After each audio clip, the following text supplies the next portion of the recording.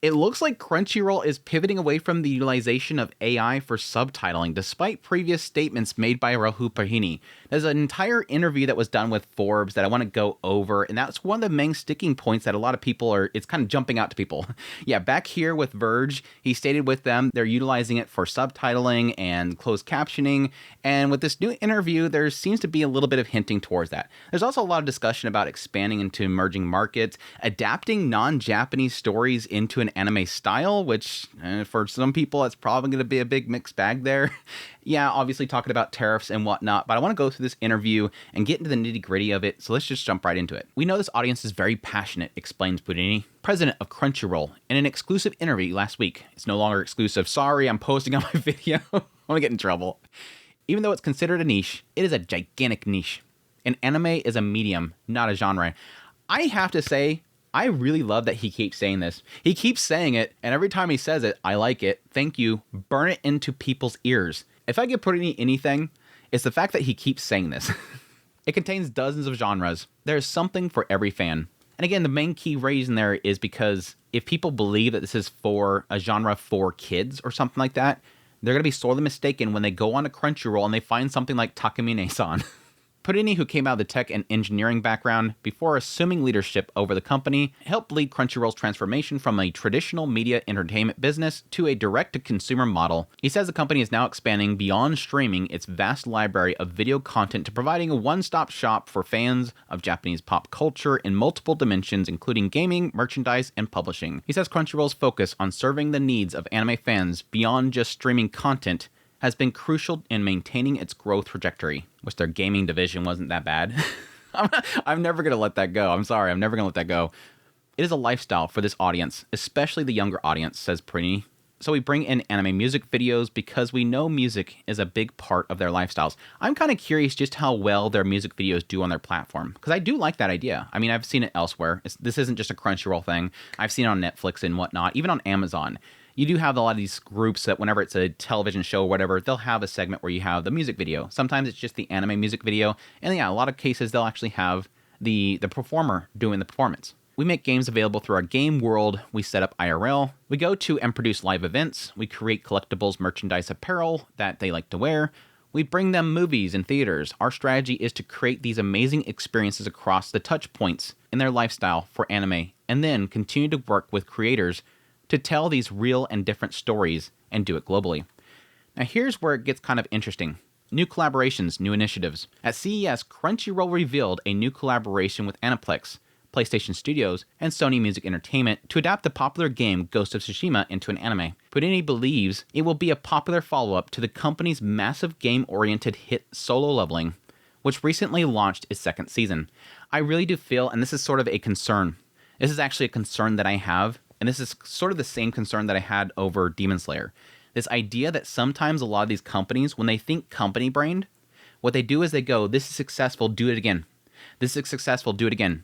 Oh, Solo Leveling's doing really good. Let's just keep doing things that are game-related. Let's focus on this. Oh, this adaptation of something that's not Japanese-related, let's do that. Let's keep adapting things that aren't Japanese-related. That's a big concern that I have. Now, I'm not saying that Solo Leveling is bad because it's not written by a Japanese person in Japan. It's a manhwa, oh my gosh. It's more of a mindset that they go, oh, people like this more. Let's get away from this. That's a bad thing to do because you're alienating the entire audience just because something works. Just because this works this one time doesn't mean you completely negate everything. And yes, Solo Leveling is massive, massive on their platform. And this is a prime example. Because this game-oriented Solo Leveling was great, we're going to do Ghost of Tsushima. Please, somebody tell me where these lie together. Somebody out there watching this right now, tell me in the comment sections how these two things are the same. Just because Solo Leveling has game mechanics, he's leveling up, he's got game prompts. Let's adapt a video game. What? What? Yeah, anyways. That's the big problem. It's the company brain. It's company brain. The company also announced the introduction of digital manga to its offerings in addition to the popular print editions of manga sold in its online stores. You bought a company. Let's be honest. You bought a company. But anyways, digital manga, that's great. Bringing that back is great. You killed it before. Hopefully it comes back and it does well. Our fans have said that they want manga to be available as part of their membership or as part of Crunchyroll's offering. and we announced that we would be bringing digital manga to fans this year. The big question mark still remains, is it another subscription? That's still the hanging thing there. Manga has emerged to become a leading driver of growth in the comics market in North America over the past decade, according to industry site ICV2. Yeah, it's kicking butt. I'm sorry, manga's kicking butt. Manga is kicking butt. I mean, it's proof. If you go to any still open brick and mortar, it's manga. It's manga and light novels all over the place. Crunchyroll's efforts to become a full-spectrum destination for anime fans reflects in its competitive strategy against other streamers like Netflix, Hulu, and Max, which have also invested significantly in the acquisition and production of anime, but only as part of its broader streaming media business model. Globalizing the anime fan base is globalizing the medium.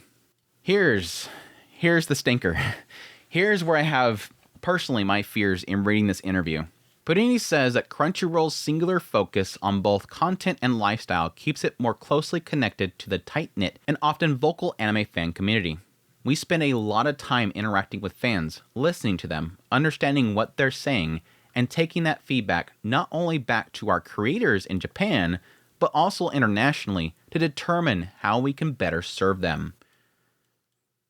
Whose? It's like one of those aspects of like, whose statements? Whose feedback? Everybody's? This interaction fosters a stronger relationship with fans and helps Crunchyroll adapt its offerings based on audience preferences. Whose preferences? Again, there is a difficulty here where sometimes you have to be very careful about what feedback you take. It's the whole idea of you can't just create what your fans want. I always love that. I think it was a statement made by Steve Jobs at some point. It's the idea of you can't really create what people want. You have to create what they don't know they want. It's the idea of creating something that shocks people.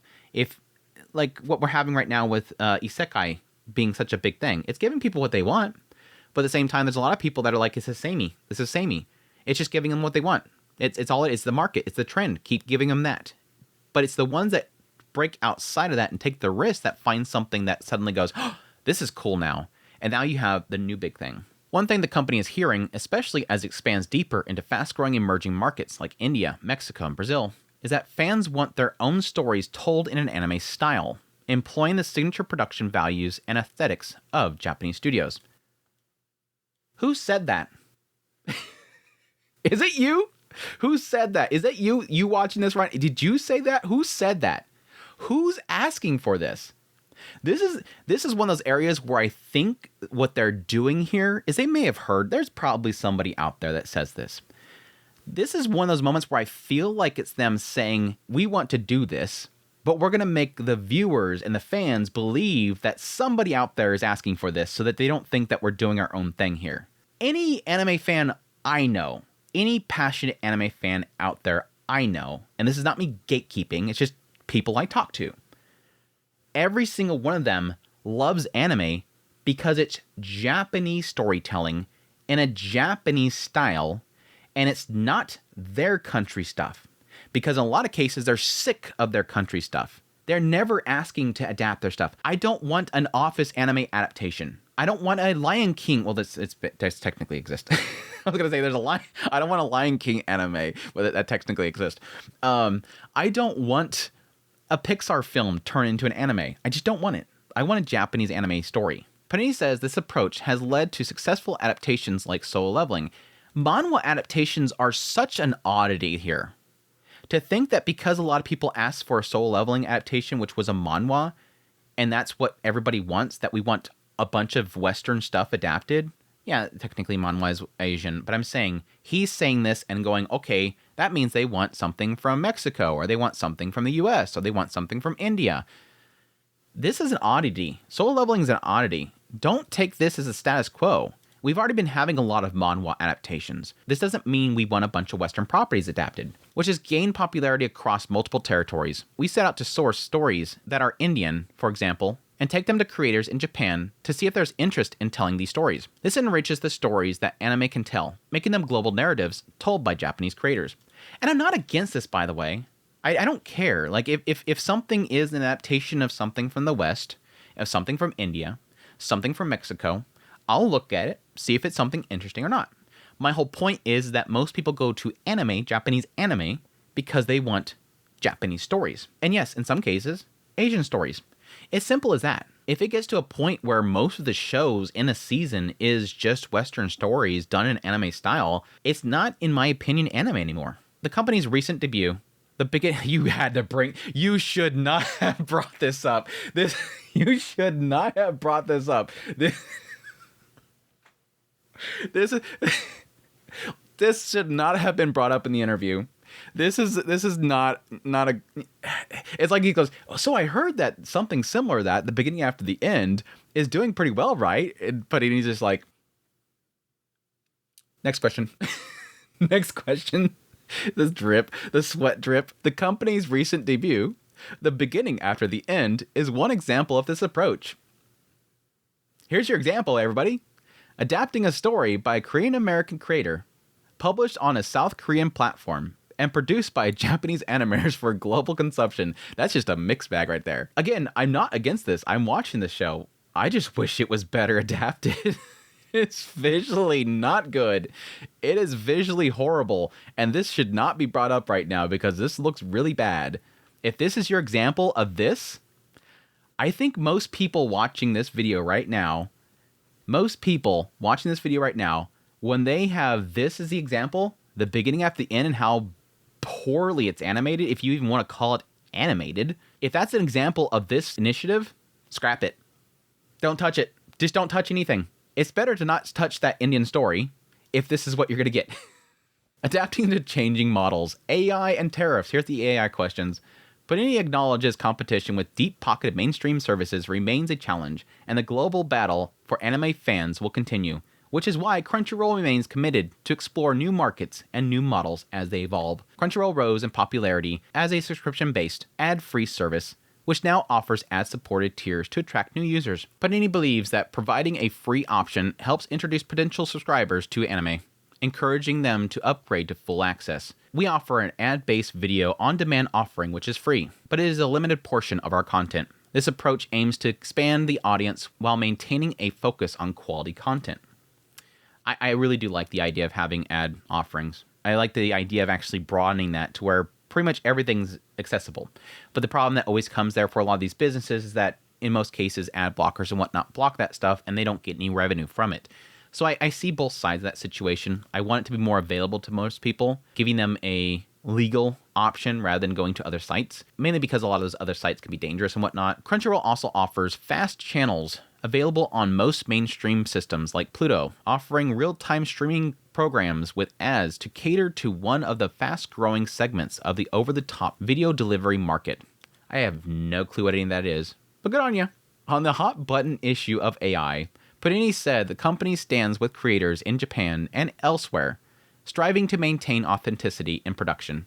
We are not considering AI in the creative process, including our voice actors. We consider them to be creators because they are contributing to the story and the plot with their voice. And this was already the case with the previous interview with The Verge. He stated over there in the conversation about AI, we're not doing dubs. It's not there. That's an entire art form. So even back then, he was acknowledging this. And I agree. I think eventually I'm not against the idea that we could have a future where AI is so good that it is able to articulate emotion and whatnot to create English dubs of Japanese seiyus. I personally like that idea. It sounds cool. The idea of being able to do an English dub of a show and Aoyuki's voice is there. They have a data bank of her and they're able to have it in English. That's just me personally. I've always been in the middle area. I know that a lot of people are super against AI.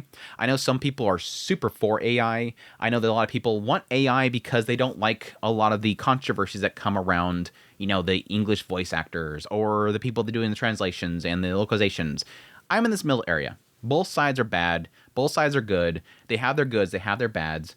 And I'll get into more about the AI subtitling in a minute. He added the company is looking at AI and machine learning in back-end systems to improve content discoverability, recommendations, and personalizations, but only as a way to improve the customer experience and not touching on the content itself. This is big. Now, he's not specifying at all. So far, he's only specified the creative process, which this would be specifically around the idea of the voice actors themselves, and yes, seemingly about the idea of the animations, because yes, they are a part of production. Crunchyroll and Aniplex, Sony, they are a part of anime production. So they go through the whole process of producing anime. And yes, they have their own studios. They have several studios like Cloverworks and A1 Pictures and whatnot. It seems like there could be a side of this of talking about the creation of the anime itself. This is a great statement. This is a bold and great statement he's making here. Now, he's not the end-all be-all. He's not the decision maker, but he is saying this is their focus. And this can always change. Everything he said so far and everything he will say going forward can change. But so far, it seems like they want to keep this stuff out of the creation process. No AI, even though they're probably already using it. Just not in ways that most people see AI. But this second statement right here, and a lot of people are picking up on this sort of leads you to believe that goes against his previous statement that he made to The Verge. Back here, when he had this interview with The Verge, he said, AI is definitely something that we think about at a lot of different workflows within the organization. Right now, one of the areas we are very focused on testing is our subtitling and closed captioning, where we go from speech to text, and how do we improve and optimize our process where we can get the subtitles done in various languages across the world faster so that we can launch as close to the Japanese release as possible. So that's definitely an area where we are focused on. So back here, it sounds like he's basically saying subtitles. Now, that doesn't say specifically localization or translation, it's just subtitles. But he is talking about multiple regions. And typically what that means is translation. You don't need the process to use AI in order to apply the subtitles, time the subtitles, all that kind of stuff. That sounds like that's translation. This right here, this new statement, sounds like they're going against that. No, we don't need it anywhere else besides the back end and improving the content discoverability, recommendations, personalizations, improving the experience when you're on the website. What it's telling you, hey, you like this show? Watch this show. That kind of stuff. So it does seem like this can be taken as, for now, this stuff always changes. For now, they don't care to have translations and whatnot with AI.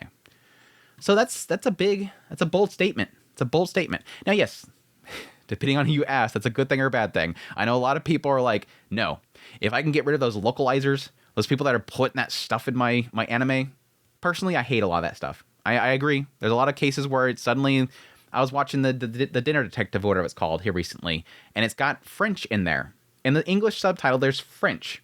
I don't know what he's saying. I understand it's a spice they're throwing in there. They're trying to make him sound eccentric, so I don't know why you would apply eccentric to French people, but there you go. I get it. It frustrates me. I don't want to see agendas pushed in my translations. But again, like I said, I'm always in the middle because I argue as well. Doesn't mean the AI can't do that stuff too. AI has to be told what to do. In a lot of cases, they can tell it. Put some agenda in there. It can happen too. Anyways, as to the prospects of American-based companies offering Japanese content to a global audience in an era of escalating international tensions and tariffs, Purini says the company is actively monitoring what's going on. He observed that the company sells merchandise and its stores sourced from many countries worldwide, which could be impacted by tariffs. Again, it's kind of a given. They would probably ask about that, and it's obvious that there's probably going to be some issues there with the pricings and whatnot. And yeah, this is something that I'm obviously concerned about for me personally. I have a lot of figures that are pre-ordered, some that are supposed to come out this month. We'll see how things flow out there. Looking ahead, Purini says that he's excited about the upcoming content debuting later this spring, as well as partnerships with some of the bigger manga publishers. Our hope is that we'll be able to work with most publishers in Japan. Yeah, and this is a big concern that a lot of people have with the idea of their new manga platform. I mean, I used to use the old manga platform. It sucked. Their app was horrible. Their app was horrible. I had to close it, force close it over and over again because it would just blank out all the time. But yeah, the big concern is what are they going to actually have? Yes, they technically do have a massive share here recently they acquired that will be bringing them a lot of content there. But yeah, don't be launching it with an increased sub and not have a good offering. I'm going to assume they're probably going to do well. I'm assuming they probably have their head in the game this time around. They have a lot of people that are seemingly more in the know in Japan that'll be able to handle it better. Whereas the last app was during the time where Crunchyroll was its own entity. Now they're going to have basically Sony heading it and whatnot. They will be a lot more informed, that whole thing there, but we'll see. Crunchyroll is also hosting the Anime Awards in Tokyo May 25th and looking forward to connect with fans at live events and conventions over the summer. And that's it. That is the full interview. I hope you guys enjoyed running through this. As always, I always find interviews fascinating. I do have another interview that was done a while back that I want to get to. It's about visual novels that I want to cover as well. It's been a while since I've been covering some of these interviews. I always find it fascinating to get from the actual creators their words about what they're working on. And yeah, seeing that Crunchyroll seems to have having shed quite a bit of their focus on AI for at least subtitling, it seems, and additionally looking to use Japanese studios to adapt Western properties is a massive question mark there. I think that will probably end up blowing up in their faces. To be perfectly honest, I think the general public will probably consume things like that just fine, but I think the deeper fandom, a lot of those Western properties are just probably not going to fly. Again, I think Solo Leveling is an oddity. Solo Leveling has always had a fandom. It was always going to take off. And with the production values that they gave Solo Leveling, no matter what, it was going to take off. I don't think they should have the same expectations for everything else. And you see that with the beginning after the end. That show, it feels like they're just throwing it together, just giving it very bare minimum time and money. Obviously very little time because it seems like they're working to the edge until the debut. But it's just not working out for them. And I fear that is sort of where a property is going to die, and it's going to show them this isn't going to work for everything. But anyhow, let me know what you think of that in the comments down below. Hope you guys enjoyed this video. As always, if you did, hit the like button down below. If you like this content and you want to support the channel more, links in the description below. Greatly appreciate it. But until next time, y'all take care.